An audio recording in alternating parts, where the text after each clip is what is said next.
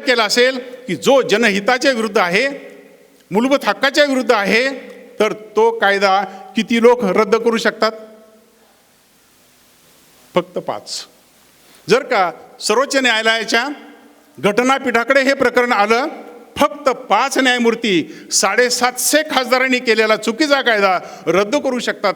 हे आपल्या घटनेचं वैशिष्ट्य आहे.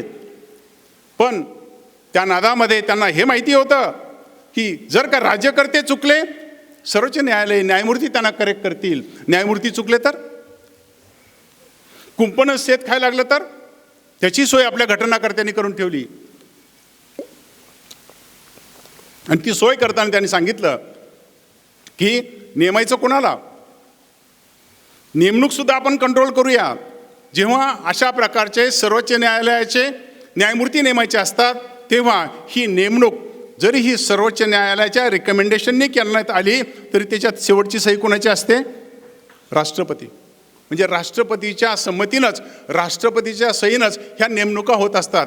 आणि भारतात राष्ट्रपती म्हणजे कोण? खूप वेळा टीका केली जाते that Indian president is a rubber stamp in the hands of. आपले राष्ट्रपती म्हणजे पंतप्रधानाच्या हातामध्ये असलेलं रबर स्टॅम्प आहे अशी टीका केली जाते. ही टीका खरी नाही. मात्र या केसमध्ये राष्ट्रपतीला पंतप्रधान आणि काउन्सिल ऑफ मिनिस्टरच्या सल्ल्याप्रमाणे वागावं लागतं, हेही खरंच आहे. मग अशा प्रकारे हे जे न्यायमूर्ती नेमले जातात त्याच्यावरती कोणाचा कंट्रोल असतो? संसदेचा. संसदेवरती कंट्रोल न्यायमूर्तींचा. न्यायमूर्तींची नेमणूक संसदेकडून. आणि एखादे सर्वोच्च न्यायालयाचे किंवा हायकोर्टाचे न्यायमूर्ती जर गैर वागले तर त्यांना काढून टाकण्याचे अधिकार सुद्धा कोणाला असतात? संसदेला. म्हणजे थोडक्यात ही जी सिस्टीम जगात कुठेही सापडणार नाही, ती भारतीय राज्यघटनेमध्ये आपल्या घटनाकर्त्यांनी लावून ठेवलेली आहे. Founding fathers of the Indian constitution they made this provision. त्यांनी ही सगळी रचना करून ठेवलेली आहे. आणि ही रचना कशा प्रकारे केली? त्यांना माहिती होतं तेव्हा, अरे हे पुढे घडणार आहे. आणि घडलंच. त्यांचं वाटणारी भीती खोटी ठरली नाही. 1946ला घटना तयार करायचं काम झालं. 26 नोव्हेंबर 1949ला घटना अंतिम झाली. आणि घटना अंतिम झाल्याबरोबर लगेच 1च महिन्यात आपल्या हक्काची पायमल्ली करायला सुरुवात झाली. 1च महिन्यात घटना सुरू झाली. सर्व भारतीय नागरिकांना राईट टू प्रॉपर्टी म्हणजे मालमत्ताविषयीचा हक्क दिला. तुम्हाला तुमची मालमत्ता सांभाळून ठेवता येईल, हा तुमचा मूलभूत हक्क आहे. सरकार तुमची इस्टेट काढून घेणार नाही, ही हमी आपल्याला घटनेनं दिली होती. ही हमी आपल्याला त्या घटना समितीनं दिलेली होती. घटना समिती 26 नोव्हेंबर 1949ला संपली. तरीही आपल्याकडे जनरल इलेक्शन 1951ला झाले. 1949 ते 1951 ही जी घटना समिती होती मित्रांनो, तीच हंगामी पार्लमेंट झाली. घटना समिती हंगामी पार्लमेंट झाली. घटना समितीची बैठक सुरू झाली की वर राजेंद्र प्रसाद जाऊन बसायचे. आणि तीच घटना समिती पार्लमेंट म्हणून काम करायला लागले की मावळणकर नावाचे जे ज्येष्ठ सदस्य होते ते आता स्पीकर म्हणून बसायचे. एकच घटना समिती कधी घटना करत होती तर कधी कायदे करत होती. कायदे करताना मावळणकर साहेब, घटना करताना राजेंद्र प्रसाद. ह्याच मंडळींनी एका हाताने आपल्याला अधिकार दिले आणि काही महिन्यातच अधिकार काढून घ्यायला सुरुवात झाली. 1951 साली 50-51 साली बिहार प्रांतामध्ये याची सुरुवात झाली. आणि याची सुरुवात व्हायचं कारण होतं की जेव्हा काँग्रेसचं सरकार केंद्रात आलं, सुरुवातीपासून त्यांनी एक ठरवलं की समाज हित जर का पाहायचं असेल तर प्रथम खेडोपाड्याकडे गेलं पाहिजे. आणि खेडोपाड्यांच्यामध्ये ज्या जमिनी होत्या त्या जमीनदारी सिस्टीमच्या होत्या.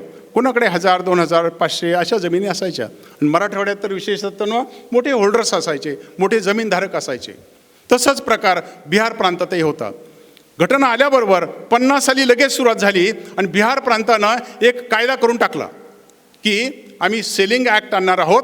तुम्हाला एक ठराविक 50-75 तेव्हा वेगवेगळे नियम होते, 108 पर्यंत होते, इतकं क्षेत्र ठेवता येईल, तुमची बाकीचे 1000 एकर जमीन काढून टाकू. अशा प्रकारचा कायदा लगेचच आला. इकडून घटना आली आणि इकडून तो अधिकार काढून टाकला. हे झाल्याबरोबर ही केस पटना हायकोर्टात चॅलेंज करण्यात आली. Kameshwar Singh versus state of Bihar. Kameshwar Singh विरुद्ध बिहार या केसमध्ये हे सगळं चॅलेंज झालं आणि भारताच्या राज्यघटनेप्रमाणे कोणत्याही नागरिकाची प्रॉपर्टी त्याच्या इच्छुर्द काढून घेता येणार नाही, हा आपला मूलभूत हक्क आहे, हे चॅलेंज करण्यात आलं. त्यांचा तो कायदा बिहार हायकोर्टाने रद्द केला आणि त्यांनी सांगितलं तुम्हाला असं नाही करता येणार, घटनेने आम्हाला हमी दिलेली आहे, त्याच्याविरुद्ध तुम्हाला जाता येणार नाही. असं झाल्याबरोबर बिहारच्या त्या मंडळींनी, काँग्रेसचेच होते, नेहरूंच्याकडे तक्रार केली. बघा तुमची कोर्ट आमच्या आड येतात, देशाची प्रगती करायची एकीकडे आणि ही कोर्ट आडवी येतात, आता कोर्टानं सरळ करा.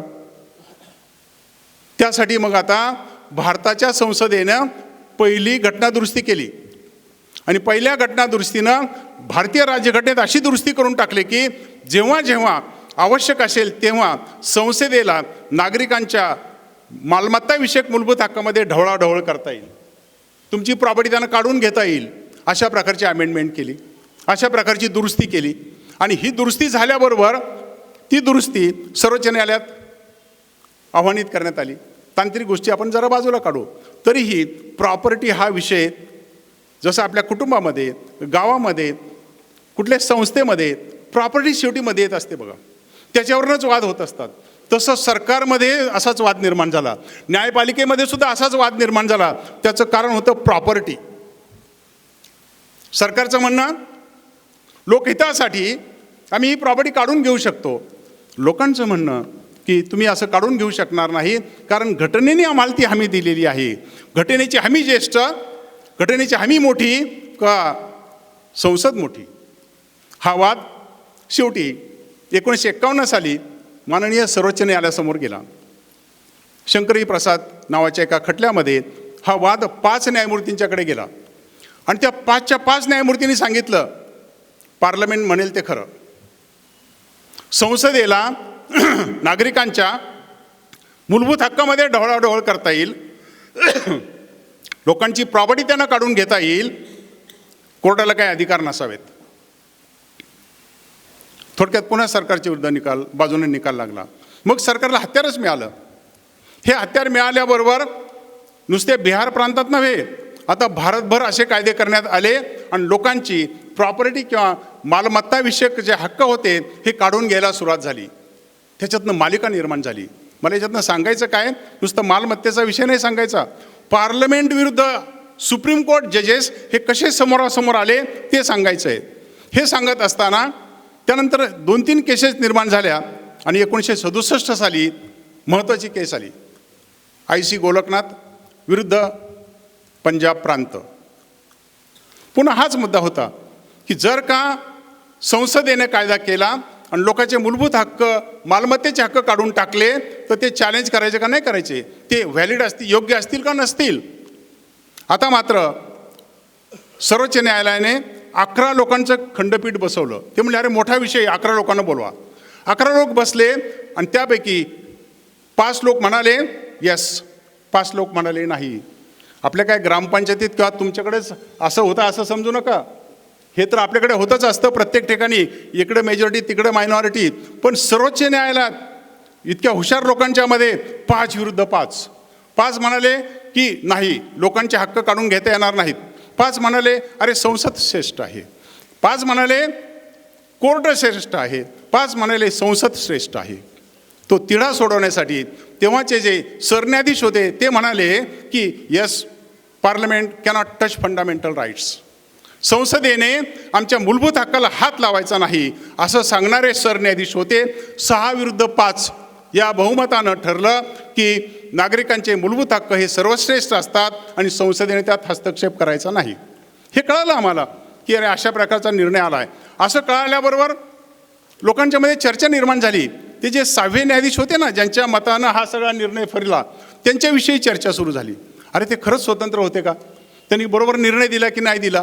आणि काय दिसून आलं तुम्हाला सांगतो, ते जे 6वे न्यायाधीश होते, ते जे सरन्यायाधीश होते, त्यांनी अचानकपणे राजीनामा देऊन टाकला. आणि दुसऱ्या दिवशी ते भारताच्या राष्ट्रपतीच्या निवडणुकीसाठी उभे राहिले. कोण उभे राहिले? ज्या न्यायमूर्तींनी सरकारच्या विरुद्ध निकाल दिला होता ते दुसऱ्या दिवशी राष्ट्रपतीच्या निवडणुकीला उभे राहिले. आणि मग जेव्हा वर्तमानपत्रात मोठ्या बातम्या यायला लागल्या तेव्हा मोठी बातमी आली, ते निवृत्त व्हायच्या आधी सुद्धा किंवा त्यांनी